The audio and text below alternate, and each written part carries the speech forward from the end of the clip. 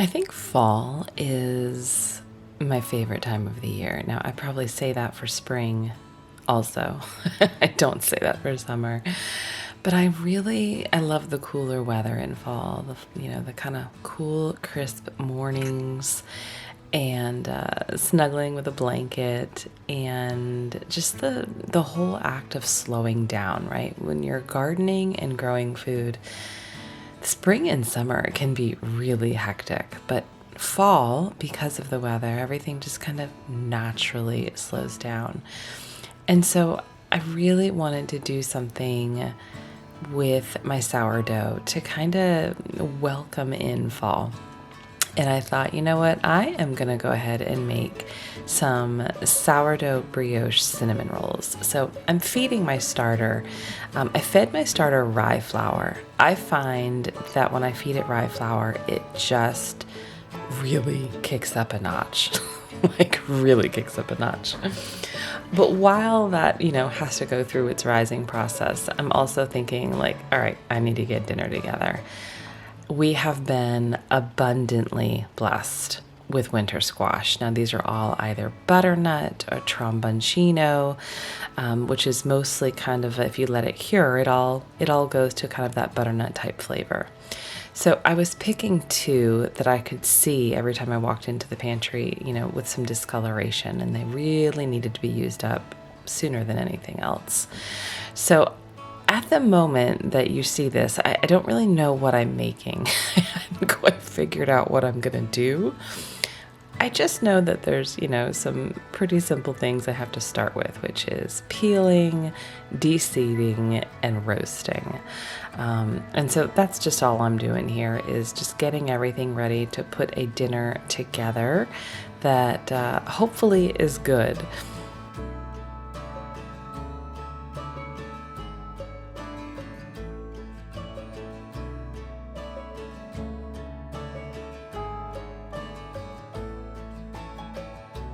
I like to roast my butternut with just a little bit of olive oil, salt, pepper, and I usually do it for around 375 degrees, especially if it's cut pretty thin like this. If it's a thicker piece of squash, I might go up to 400, but I do 375 for anywhere from 30 to 40 minutes, just until things are really softened and almost have just a hint of brown on them from the roasting. So while that's going, I'm like, all right, I think I can do this. Let's make a butternut squash sauce with some pasta and top it with some crispy bacon. This just kind of sounds really good to me with the different textures, and of course bacon. Bacon makes everything better. So I'm now just going to saute some onions in some butter, really soften them up. Not necessarily caramelize them, just soften them up. So we've got, our homegrown squash. We've got our bacon that we didn't grow, but a local farmer did. And then we've got our pasta from Azure Standard. I would have used probably fettuccine. I just didn't have fettuccine. So I found what I had in the pantry from Azure Standard. I've got homegrown garlic in that little jar there. That's garlic that we actually chopped and stored in olive oil during the Every Bit Counts challenge. It's probably one of my best kitchen hacks, is just to take a bunch of garlic, whether you grew it yourself or not, put it through a food processor, and then store it in small jars in the fridge in olive oil. And it just makes the cooking process so much easier without having to chop garlic over and over. This is Romano cheese. Now, I made this Romano back in early 2023, so it's been aging for a good 18 months. And I really think I like Romano better than Parmesan, at least when I'm making cheese. I don't make a good Parmesan, but I can make a really good Romano. I got this really nifty cheese grater. I'm absolutely in love with it. I will link it down below. But when you're making your own cheese, as I have been for the last 2 to 3 years now, being able to quickly and easily shred it is a game changer. And so I know that I wanted to have some cheese within my sauce, and the Romano seemed like the perfect accompaniment to this dish. Getting the pasta boiled, the onions are nice and softened, the bacon is beautifully crisp and browned and cooked, as is the butternut. And so now it's really just about assembling everything together into this sauce. It was a little precarious when my daughter walked in because sometimes I really do try to hide things in the food. I remember Jerry Seinfeld's wife back, oh gosh, it was either in the 90s or early 2000s. She wrote a cookbook called Deceptively Delicious. And I remember seeing her on Oprah. I'm totally dating myself, but it was all about kind of hiding the good things in your food. Now, not totally hiding it because you want your kids to get used to eating it and seeing it, but I have never forgotten that concept, and so I'm always trying to hide little minerals and vitamins and herbs into our food. Even beef liver, if you guys have been watching the channel long enough, just to make sure everyone's getting really good nutrition, vitamins, and minerals. So everything is in the Vitamix. I'm adding some home canned chicken stock, a little raw milk, getting it all blended, right? So I've got the onions, I've got the butternut, and now I'm adding some cheese, the stock, the milk, and eventually I add in salt, pepper, and some dried sage from the garden.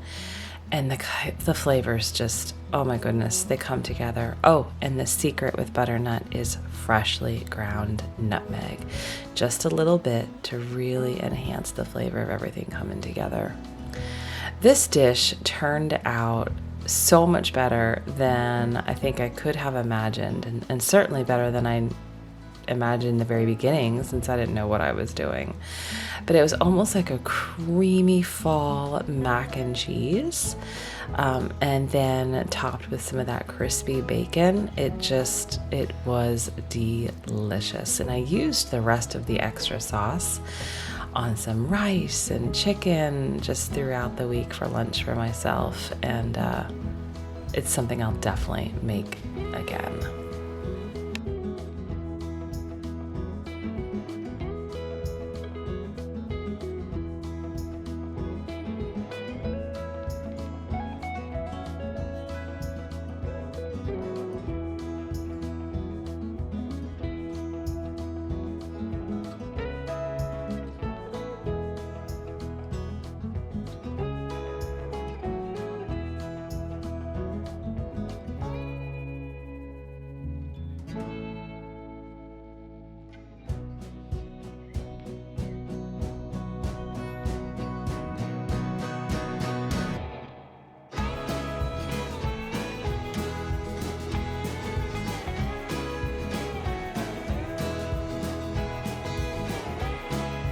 It's now later that night, and my sourdough has risen. It's only been sitting for about 3-ish hours, but it's now time to kind of get the dough together so I can go to bed, and then the next morning, roll everything out and get it put together.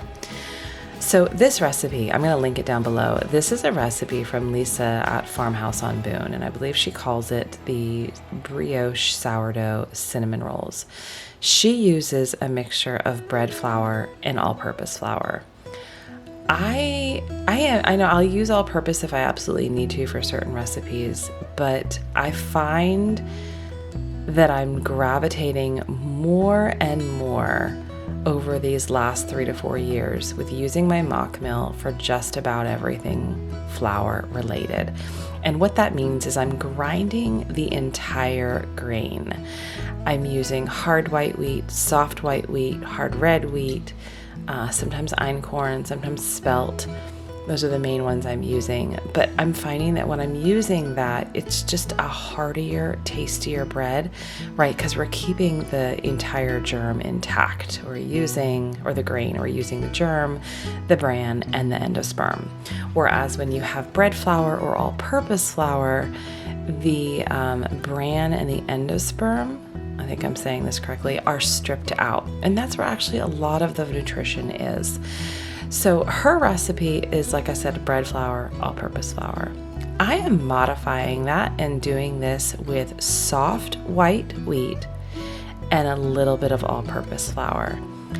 I was so pleased with how this came out that I hope you'll try to really experiment with recipes in using whole grain flour, because it is just so much better for us. Marley and my daughter are always the star of the show. I think she is his favorite human. He sleeps with her every night. She will sometimes take him on walks by herself in the neighborhood. They are just best friends through and through. So before I roll out the dough, I'm just getting the internal kind of spread put together. It's butter, it's cinnamon, and brown sugar. Now, I just put in some molasses with my organic cane sugar, because ever since I ran out of brown sugar and I purchased molasses from Azure Standard, that's really all I've been doing, is just adding a little adding a little molasses whenever I need brown sugar, and it's been fantastic. It adds so much flavor I never would have imagined. I had forgotten I had a little packet of pumpkin pie spice from Mountain Rose Herbs from my last order. So I decided to throw that in and just add a little bit more of those fall flavors.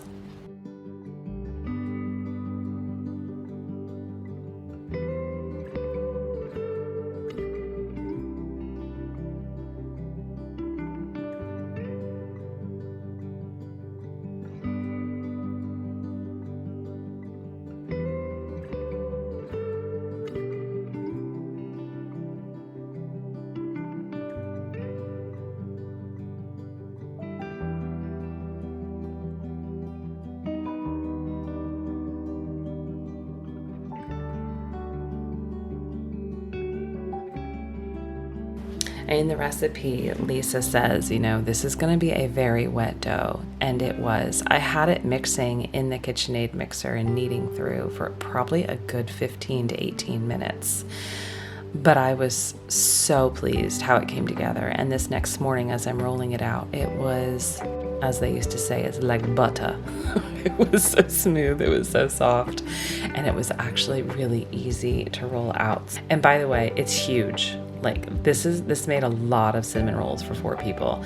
So I think if I were to do this again, I would actually split it between 2 pans and maybe freeze half to use at a later time and just have that in the freezer for us.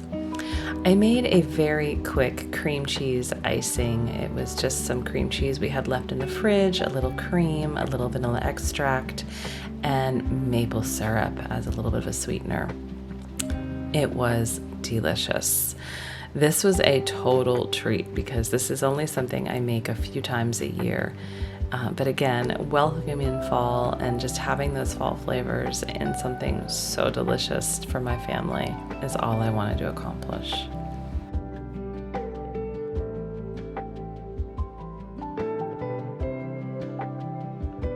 It's time to cook dinner again. It feels like it's time to cook dinner all of the time, all day long. We have also been abundantly blessed with eggplant. If you saw my last video, I talk about how we've just been getting eggplant after eggplant.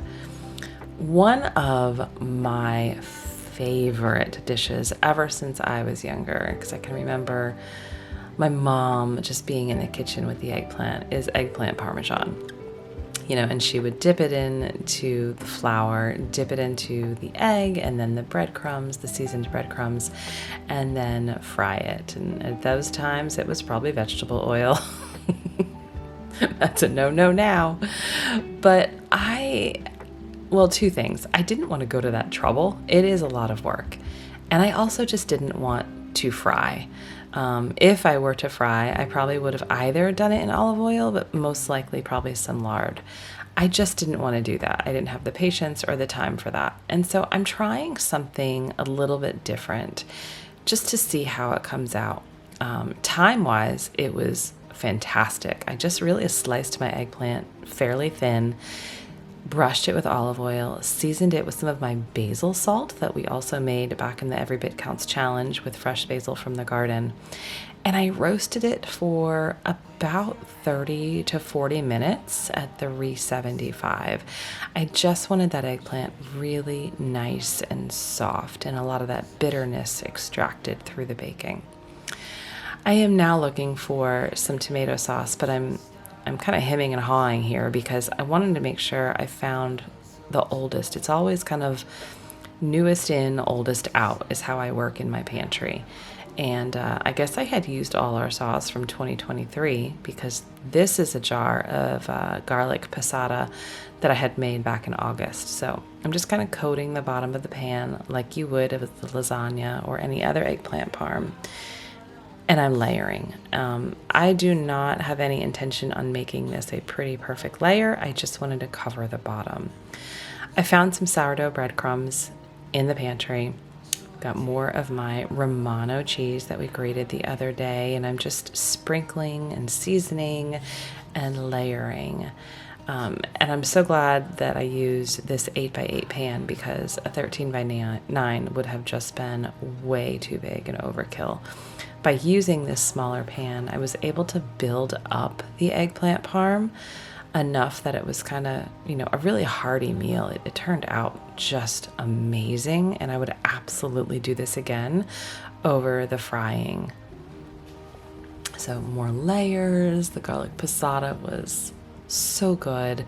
I called it garlic passata because it was really tomato sauce with some fresh garlic from the garden, salt, pepper, some herbs, but it wasn't thick like a marinara. So I labeled it that way so I knew when I go into the pantry that I'm finding something that's just a little bit thinner but still has so many uses and is versatile. We buy the organic bagged broccoli from Costco. And it's 1 pound bags, and I usually use 2 pounds every time we cook some. If I could grow broccoli like that, I wouldn't buy it, but it's just gorgeous, and we love it roasted with just a little bit of seasoning. So this is going to be a very quick but really hearty dinner. It was so filling, and my family loved it. There were absolutely no leftovers. So I'm just roasting the broccoli enough to kind of get that chill off, get all of the frozen little bits and water off the broccoli before I season it, and getting the eggplant parm in.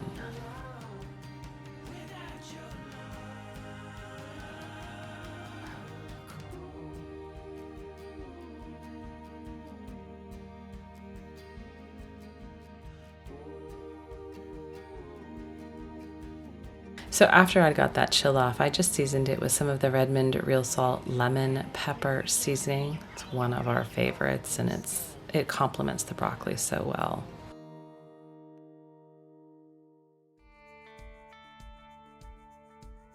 My cutting isn't perfect here, but it didn't matter. I was so excited to dig in. I mean, look at that.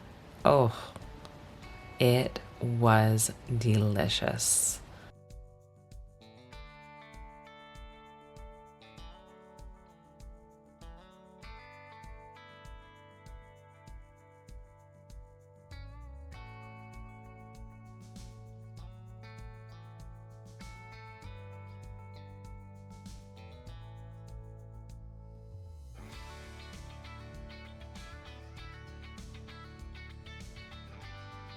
Thanks for joining me in the kitchen with fall flavors. Bon appetit!